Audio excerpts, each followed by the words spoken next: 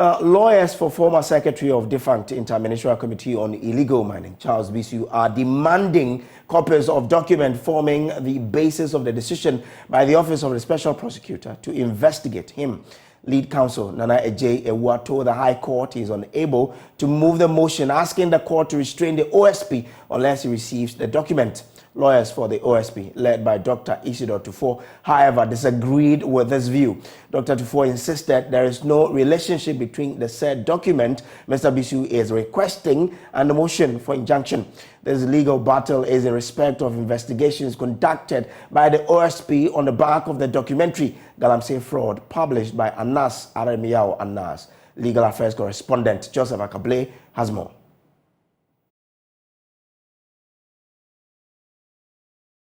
That article that pointed them to the fact that indeed someone filed a petition asking the Office of Special Prosecutor to investigate Charles Bissue.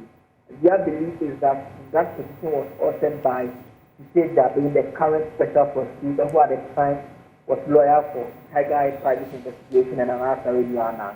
And so they want a copy of that investigation, which they believe will enable them put forward their case as to why the court should not allow the investigation to continue. Dr. Isidore Tufo, who represented the OSP, said that nowhere in the documents that have been filed by the lawyers for Charles Bissue do they make reference to the fact that they want such a document in order to make their case. And so he says this is purely an afterthought, and that if they have discovered such a document and they want to have access to it, then they know the right thing to do and not to use the back door and all proceedings and say that until they have access to that document, they cannot move the application for injunction.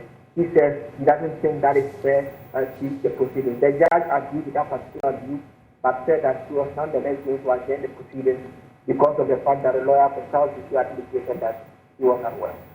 No, Charles Bissue was not present in court today. In fact, since this case was filed in December, more than 5 court proceedings, he has not attended any of them, so he was not present in court today. Well, in the wake of a barrage of criticisms against his ongoing investigations, the Special Prosecutor, Kisie Jabeng, speaking on News 4 last Saturday, said every member of the defunct Interministerial Committee on Illegal Mining is a target of investigations and will not be spared. According to him, he has a charge to keep on behalf of the people of Ghana, and the status of public figures involved in the case will not stop him from delivering on that charge.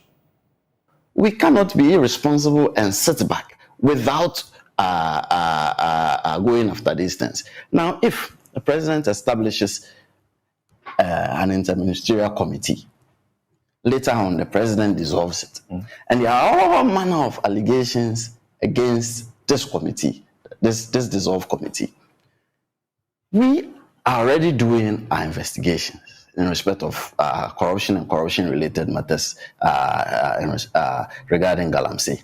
And then, an aspect of it, as you read from my publication, way back in October 2022, an aspect was the way this committee was handled and why it was dissolved, and the problems associated with this committee. Once again, I'll reiterate, every person who was an officer of this committee is my target. Because the allegations against this committee. And so, you do not cloak yourself with immunity, as far as I'm concerned, because someone puts out a report. That report comes to my attention. It is part of my investigation. But merely because someone puts out a report doesn't mean the person is then insulated from the process of the investigation.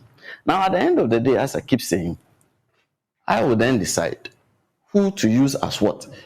If at the end of the investigation I decide that Samson, we should use Samson as, we decide that maybe we have to prosecute some people. And then I will decide the way this investigation went and the way the information came to us, let's use Samson as a prosecution witness. And we would approach you and see if we could use it as a prosecution witness. But not necessarily because we think you haven't committed anything, but we think that maybe you are a smaller fish to catch a bigger fish. But in the middle of the investigation, when the investigation is so live and ongoing, everyone is fair game for us.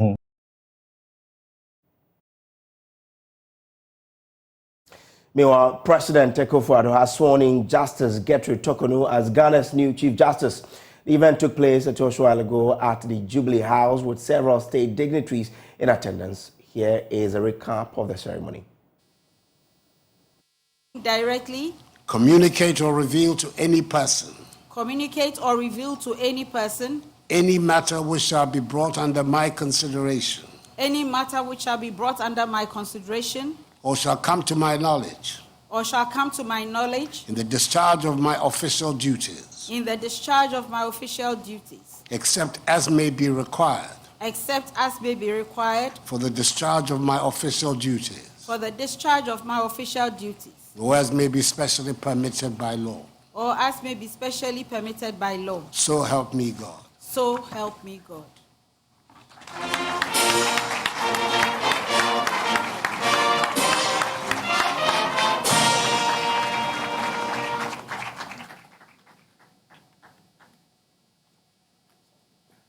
Thank you very much, Mr. President.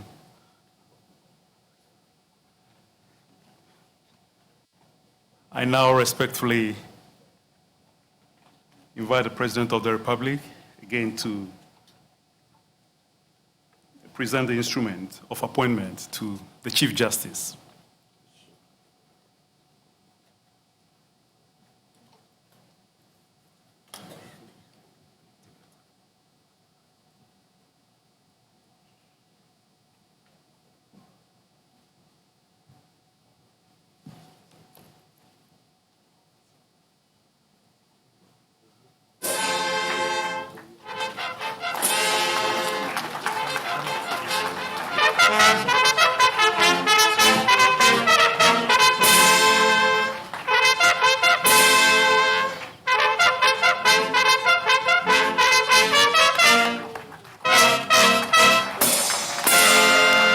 A round of applause to our brand new Chief Justice of the Republic.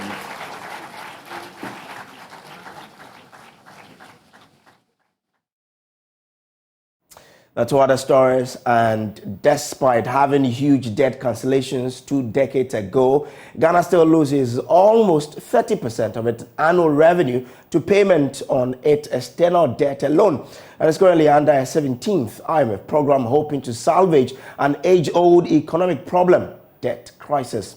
In our latest Hotline documentary, join us as Isaac Kofi Ejay takes us on a historical ride tracking Ghana's over 6 decades of ballooning public debt stock. We're described as not credit-worthy. No creditors will continue to give us credit lines to run the business of government for the nation. And since we had only 4 years to prove that we could govern, we might be worse off than what we inherited. So we decided to go the HIPIC way, and it worked. Ghana was the second biggest beneficiary of debt relief, literally in the world, though this is a list of African countries. In terms of the proportion of your GDP, and as a proportion of how much debt that was forgiven, Ghana was number 2 on the list of African countries at least. So you see that we had huge benefits from HIPIC. More than $6 billion of money was freed up for us. The borrowing came a vicious cycle, and Ghana couldn't escape the trap even after debt forgiveness. Ghana discovered oil, and by 2011, the country had started producing and exporting its first barrels of crude oil. I do not want Ghanaians to think that the oil discovery is the end of everything. That is the end of the journey. If anything, it's the beginning of the journey.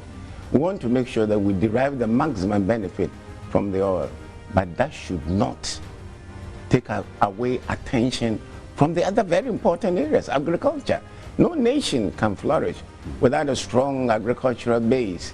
In January 2011, Ghana was set to become the fastest growing economy in sub-Saharan Africa, as projected by the World Bank, with an end-period growth rate of 13.4%. Indeed, Ghana ended 2011 with a growth rate of 14%. By 2015, Ghana's economy was in trouble, hobbled by widening current account and budget deficits, rampant inflation, and a depreciating currency. Credit dried up as interest rates rose and banks' bad loans piled up. Precisely because the structure of the economy explains a lot of the things that you see at the macro level and even at the micro level. So that is fine, because essentially we don't add margins to the primary commodities. And look, the world thrives on margins. To the extent that you are not adding margins, you are not getting value, and therefore you don't command price in the market. After several considerations, Ghana was back to the IMF seeking a fresh bailout. This was our 16th. But by the time we went to Sinchi and looked at the policies and the rest, we realized, that it was going to be difficult. And then as, was the case, the development partners also decided that, they didn't think we could handle this problem ourselves. They look to the IMF, which is the lender of last resort. It will be the last time we'll have to go to the IMF again for any such program. This will be the IMF program to end all programs. One target of Ghana's 16th IMF program was to help restore our debt burden to sustainable levels. The 16th IMF program actually failed on one of its objectives, which was to substantially bring down debt. So the 16th IMF program really did not do much in terms of bringing Ghana's debt to a sustainable level. Now, A Nation That Begs airs on the Joy News channel at 8:30 p.m. tonight. Do make a date.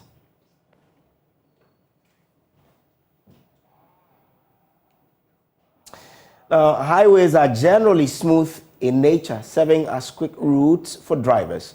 But that's not the case of the highway from Kaneshie First Light to Odoko Waterworks, which has huge portions severely destroyed by mini swimming pools, stagnant water bearing the semblance of creamy beverages, as well as the mother of all the devastation, potholes. In today's edition of Joy News' Ghana's Potholes exhibition, my colleague Parkwesi Shandov captures the deplorable spectacle, which has become a headache for both drivers and commuters alike.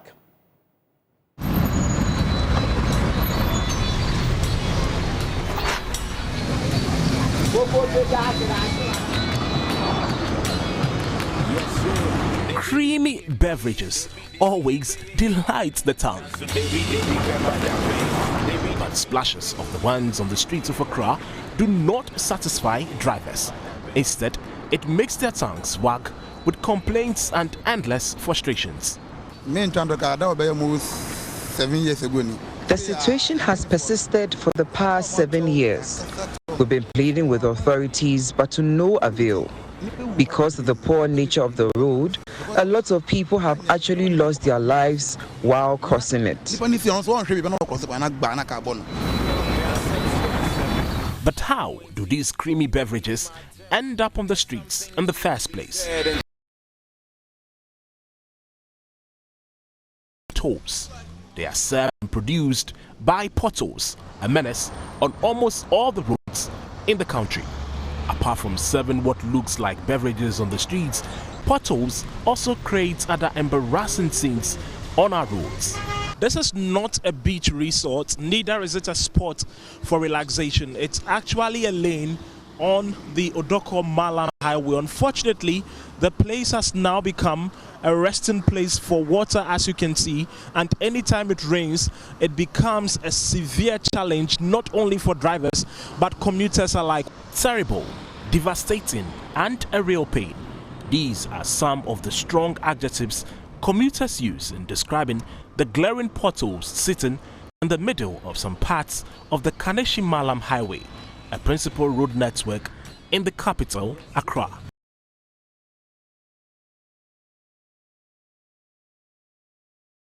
Inspection of some parts of the highway from Kaneshie First Light to Odoko Waterworks indeed affirmed that the sentiments of road users are not far-fetched, neither are they exaggerations. But some things need to be said and The situation is simply an eyesore, posing a lot of unbearable inconveniences for commuters.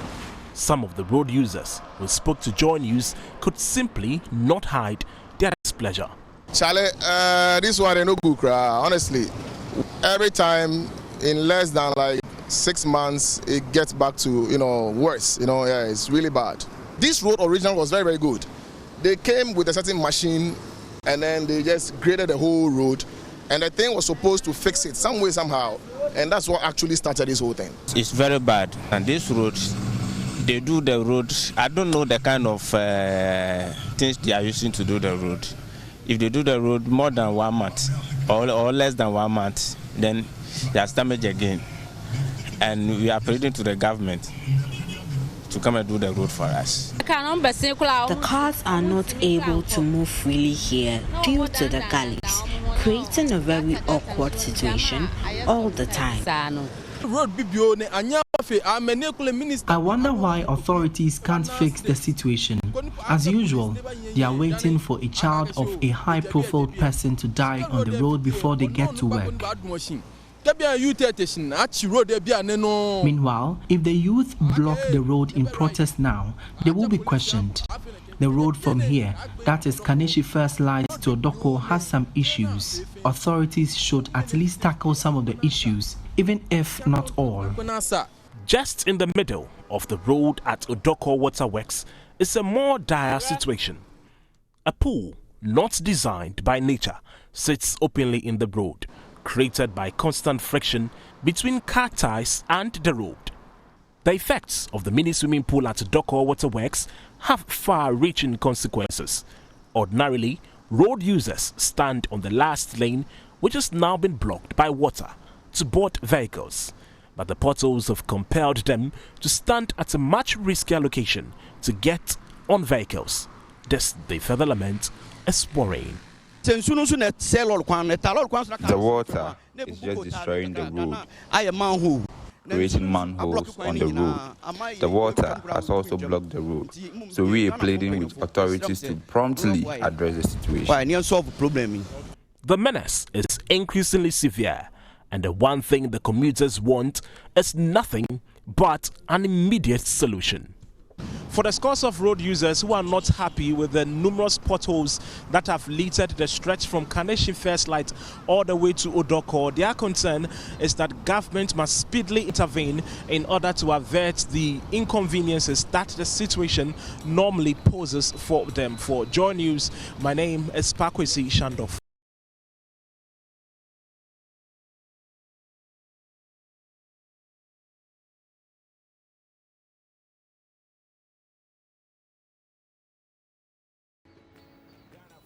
Meanwhile, the Urban Road Department in the Ashanti region has started patching potholes at Bokrom and Oforikrom, two communities featured in the Joy News GH Potholes exhibition. The Oforikrom and Bokrom road networks are riddled with deep circular depressions as motorists experience vehicular damages that go beyond mechanical repairs. Lava FM's Nana Boachi Yadom, who first reported the danger and inconvenience of plying the road, goes back to assess the rate of patching. The Oforikrom and Bokrom road networks were inundated with several deadly potholes which leaves motorists and commuters at risk. Some road users describe the impoverished potholes as life-threatening pits. Almost 3 months, 2 accidents. I came across an accident almost a month ago. As the government institutions make efforts to patch the holes, some concerned residents fill the riddled bitumen with debris to lessen the impact of vehicles slumping into holes. Sometimes they attempt to fill these holes with coconut husk. Joy News' Ghana Potholes exhibition exposed the atrocious state of the Kumasi, Oforikrom and Bokrom roads. But the Department of Urban Roads has begun patching up these potholes. Some motorists using these roads expressed their gratitude. Kakra mekane say yadamase ese Joy News de bia ehwemo ne enim adwuma so amoye tie kan say I want to say thank you to Joy News for the work you've been doing. We watch you and know everything you've been doing because these potholes have been here for over a year now. We only woke up to see them patching them this morning. Joy News ena motumi abom modena aban yes edwuma we dia de kan say Yankopon hyira mo no mo adwuma no enya nkoso ye bebetumi adamase bebre sisiano moso. We say thank you so much for helping us get our road fixed. We thank you so much. Mompenifo no yede Yankopon asida ede mase bebre se mo matumi aboa ma yeso no ye kwan no ayeye ama ye ntino yesra mo yede mase monkoso ana mo yede momoaye na sisiano de edu no de eden pa. Now, potholes patching began in Kumasi as the Joy News' intensive campaign on the poor state of our roads. You can see that the contractors are on site, patching up every single pothole here in the Oforiko municipality. For Joy News, my name is Dana Boache Dankwayadom. Still staying in Kumasi, leadership of the Pragya Okada Riders Union is displeased with a ban on tricycles plying the central business district of Kumasi and environs. The restriction takes effect from June 16, 2023.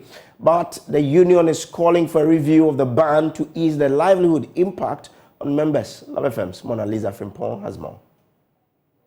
The high rates of unemployment in the country has driven a good number of young people in the Ashanti region to venture the tricycle Pragya riding business. It is helping the customers. When you go to the market women now are a bit relieved because at first the way the prices the taxi drivers do charge was killing them.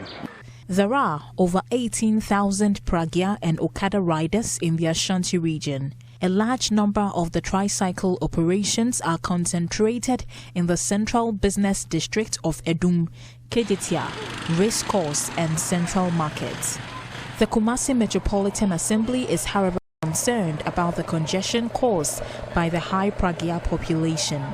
Leadership of the riders had a meeting with the KMA on the restriction of operations in the CBD. Al Asbat Sidi is PRO of the Pragya Okada Riders Union, Ashanti. You can't drive the Adedita from Zongo police station up to Labour, and from Labour you can't ride on this, how do you call it, the overhead to Edum. You can't go all that places. Sidi is worried about the impacts the ban will have on businesses.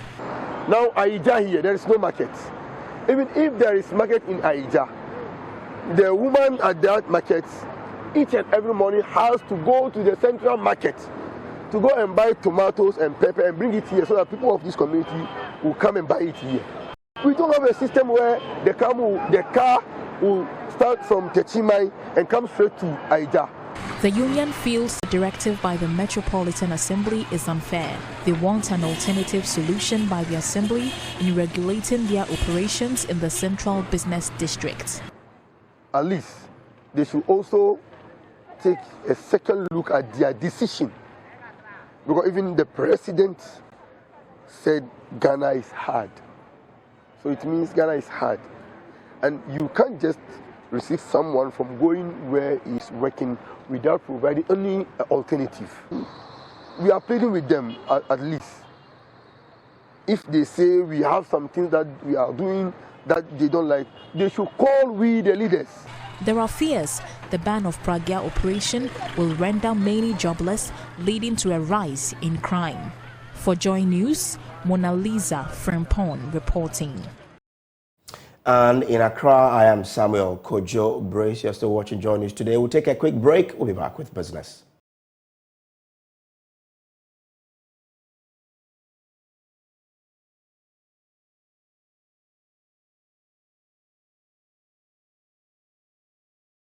Hi, welcome to Business. My name is Darryl Kwao. Johnny Walker, the world's #1 Scotch whiskey brand, has announced that red label and black label will no longer come in cardboard packaging as part of a wider packaging strategy with a focus on reduce, reuse, and recycle.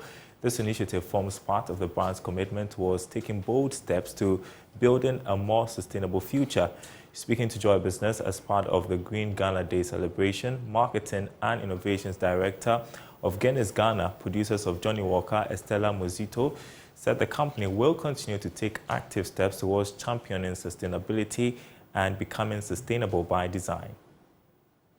The removal of cardboard packaging across Johnny Walker Black Label and Red Label will not only reinforce the brand's commitment to championing sustainability and building Ghana's circular economy, but also contribute to eliminating over 7,000 tons of carbon from Diageo's supply chain. The Stepping Out of the Box campaign is a step forward in the direction in achieving Society 2030. Estela Muzito said through this initiative, over 100 million cardboard packaging will be phased out globally, representing 50% of total Scotch cardboard individual bottle cartons. We've started, very seriously putting in our best effort to really drive the conversation around environmental conservation. So last year, we made a decision globally, as a #1 Scotch whiskey, to start reducing some of our packaging. You know very well that the boxes that we pack in some of our brands, have to come from trees. And we felt, one of the first steps to really reducing on our carbon footprint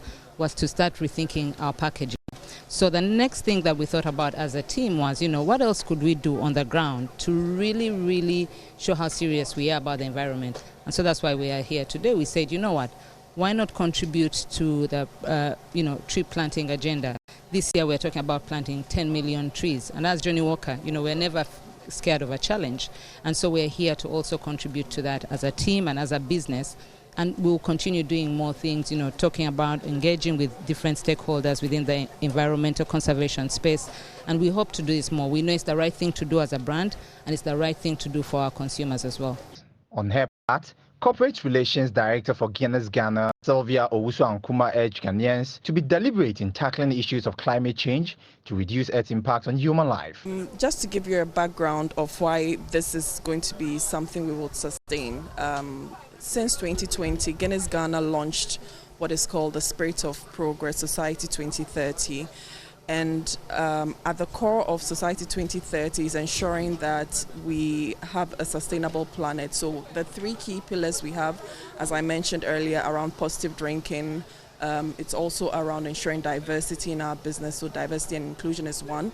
But the pillar that really supports what we're doing here in terms of the tree planting is what we call the Sustainable by Design pillar. Within Sustainable by Design, it means looking at our entire value chain end to end, from where we source our grains to where we bottle our drinks, and ensuring that we've built in mechanisms to ensure that there's circularity, whether in our packaging, whether in the local raw materials we're sourcing, whether in the products that we're churning out, and how they impact the environment. So tree planting, as I mentioned, we would have done this by ourselves, but we've partnered with the Forestry Commission, and you would bear with me that the Forestry Commission is the agency responsible to ensure that we do this in the right way. At the tree planting event, more than 1,200 trees, including mahogany, acacia, and rain trees, were planted by the management members and staff of the campaign to support the restoration of the depleted Chippa Forest Reserve. Johnny Walker. Now, event vendors are concerned about the impact of utility tariff hikes and high inflation on their operations. The Event Vendors Association indicates the current exchange rate regime is not favorable, causing great distress within the space. President of the association, Kate Hassan, has been speaking to Joy Business. To bounce back and do what we know how to do best. Okay, now let's talk about how did it affect the industry for you? It affected us massively because looking at, when it comes to events, we have the logistic companies who supplies us to do our events. The dollar, the foreign exchange rates, everything. Duties, taxes they all went up, and it really affected our industry. For instance, we used to do events between, events for guests between, our highest was up to 1,000, but last year our highest was 300, and some of them even cut up to 50. You get an event with 300 guests, and by the time on the D-day of the event or a week or two before the event, the client will come back and say, I'm having issues with money and all that, so we have to cut down to the number of guests. We can't do it anymore, and it's really affected us to the extent that those who even pulled out of their 8-to-5 jobs had to go back, and it's been difficult to come back to do into the industry. So it hasn't been easy, and it's still not easy. We are still trying to find our feet. But just like you said, everything that goes on in our society, it's events, so we are trying to do our very best to still stay in our industry and support the country as a whole or the society.